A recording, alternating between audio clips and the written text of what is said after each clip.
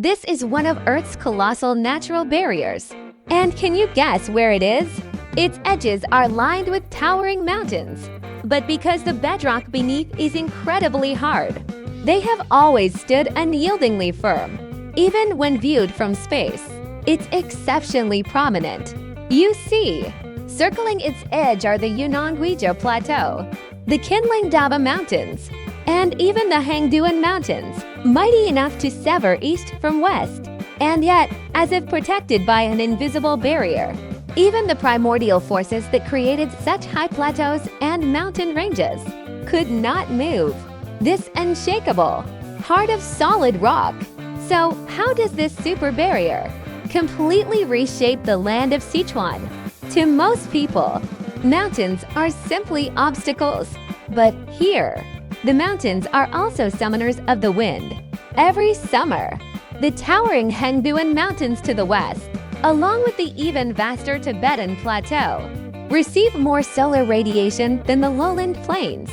As a result, the air near the surface heats up and rises, causing the ground-level air pressure to drop. This forces it to draw in surrounding air currents to fill the void. And the two great monsoons, one from the Pacific Ocean and the other from the Indian Ocean, are also summoned by this giant fan on the plateau. It's like they've entered a highway in the sky, roaring as they approach. They cross over the Yunnan-Guizhou Plateau, which has an elevation of 1,000 to 2,000 meters, and converge in Sichuan. However, in the north, the peaks of the Qinling-Daba Mountains mostly exceed 2,000 meters, and to the west, the Hangduan Mountains are home to.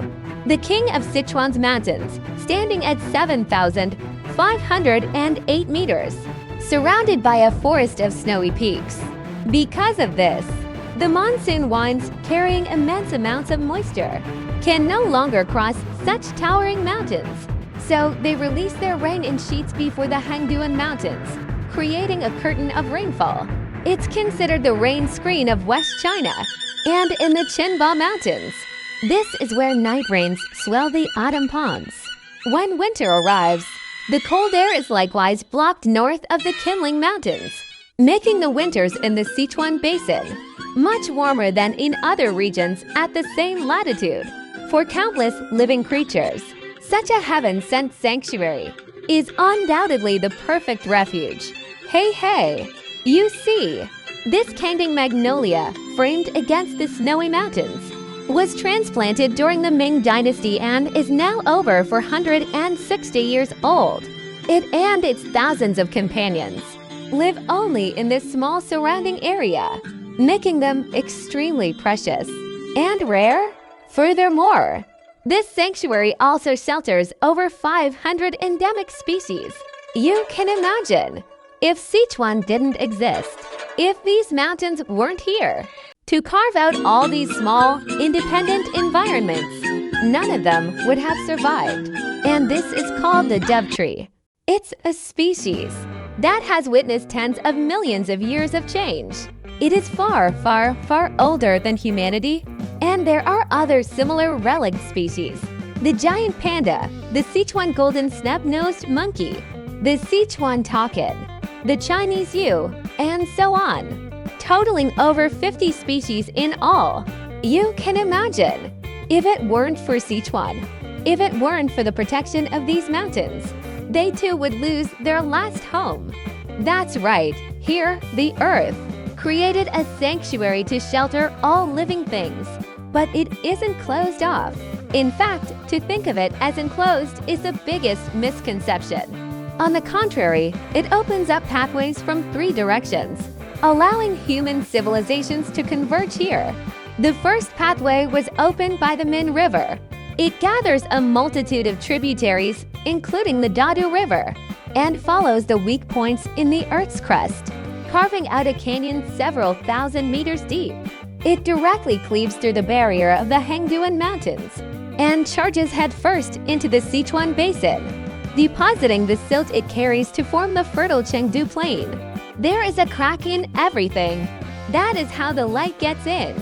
More than 4,000 years ago, an ancient people entered the Sichuan Basin through this very passage. and a civilization began to rise. They created divine artifacts never before seen in the world. The long ears of a rabbit, the mane of a lion, the body of a tiger or leopard, the giant horn of a rhinoceros, the tail feathers of a bird. This is a Sangsingdui version of a robotic dog. A person stands on its head, another kneels on its back, and a huge bronze vessel rests on its head. 6 descending dragons swooped down from the bronze vessel. Countless archaeologists were stunned. What kind of imagination could possibly give birth to such a creation? Not only that, but in their lives, there were bronze vessel styles similar to those of the Central Plains, as well as millet and broomcorn millet commonly found in the north, rice commonly found in the middle reaches of the Yangtze River, and perhaps even cowrie shells from the distant Indian Ocean. The ancient land of Shu, for 48,000 years, had no contact with the world beyond. This is merely a poet's lament. This natural barrier actually opened a passage for the ancient Shu people, giving them an all-embracing worldview. And in the northern part of the basin, several small streams are growing in the heart of the Kinling Mountains. The mountain rainfall allows them to grow ever stronger. They gather 1,000 streams, passing through the Qinba Mountains, and merge into the mighty Jialing River. As if a sword sliced open the gates of heaven, it opened a second passage through this barrier. It opened a second passage through this enclosure. Building on this, the Jinyu Road, the Mekong Road, and the Lizzie Road, one after another, the roads into Shu were born.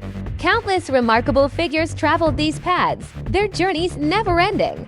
Li Bing of the Qin state, with a design of sheer genius, oversaw the construction of Dujiangyan, an ancient Chinese marvel of water engineering. Zhu Zhiliang, with the resources of just one province, supported the entire Shu Han kingdom. He dedicated his entire life to his cause, stopping only at death. At 24, a young Li Bai waved farewell to his homeland. And with that, the great Tang dynasty gained a legend for the ages. In his later years, Du Fu resided in a humble thatched cottage. Yet his pen still blazed with passion, crying out for the poor and downtrodden scholars of the world.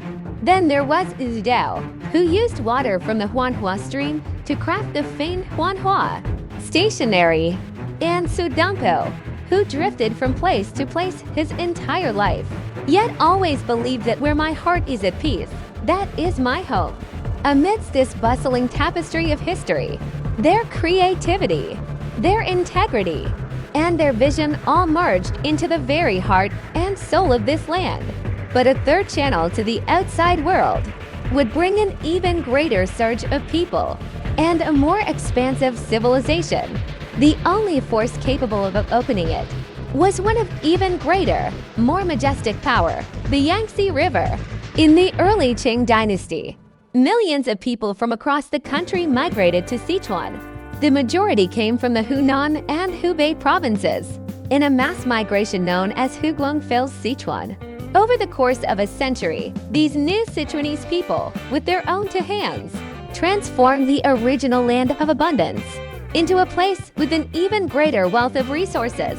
Shu brocade, Sichuan tea, and Sichuan liquor all blossomed. Salt wells dug to extract Sichuan salt reached 1,000 meters underground, setting a new world record for the era. And Sichuan cuisine, it's 100 dishes, each with its own unique flavor. When you eat it, you're not just tasting the essence of the 4 seasons.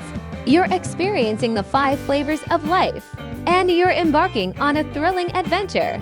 The prosperity of the markets also meant the local culture was no longer the exclusive domain of princes and generals, or of refined scholars and poets.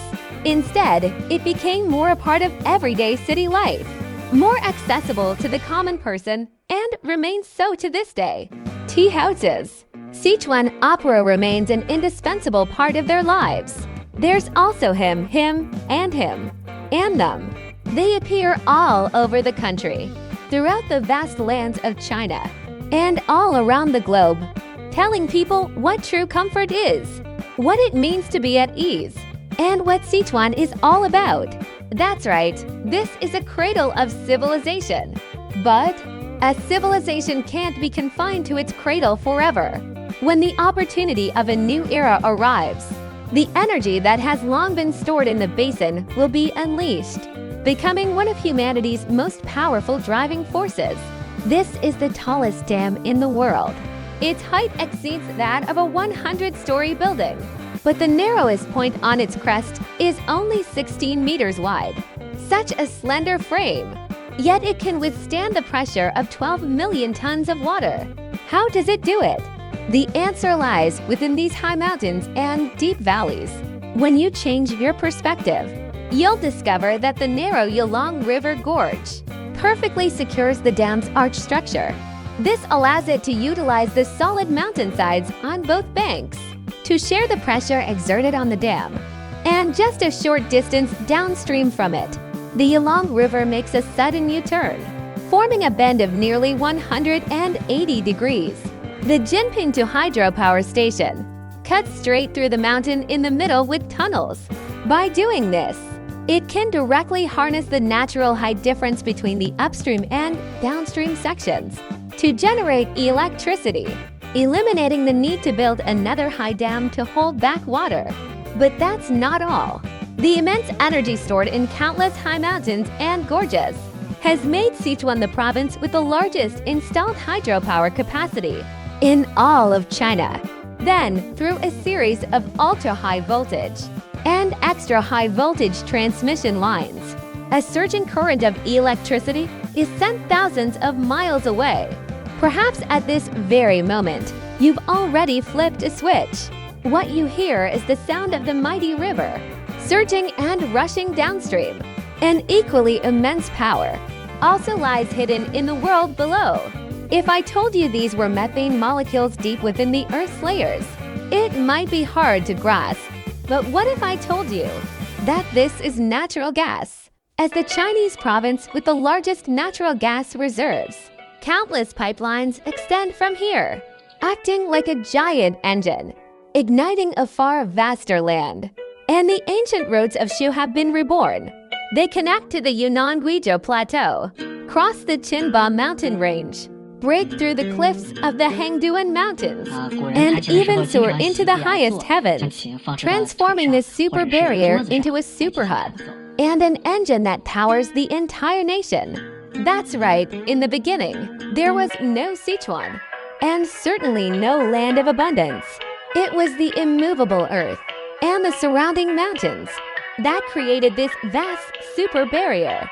486,000 square kilometers of land opened its arms to countless souls. 1,417 rivers flow day and night, with the Yangtze and Yellow rivers running side by side, carving a path for civilization. And its countless natural resources, minerals, and energy sources, along with its technology and culture, have allowed modern civilization to unleash, on a massive scale, the energy of this planet. From that point on, Sichuan, beneath this planetary barrier, became a one-of-a-kind creation.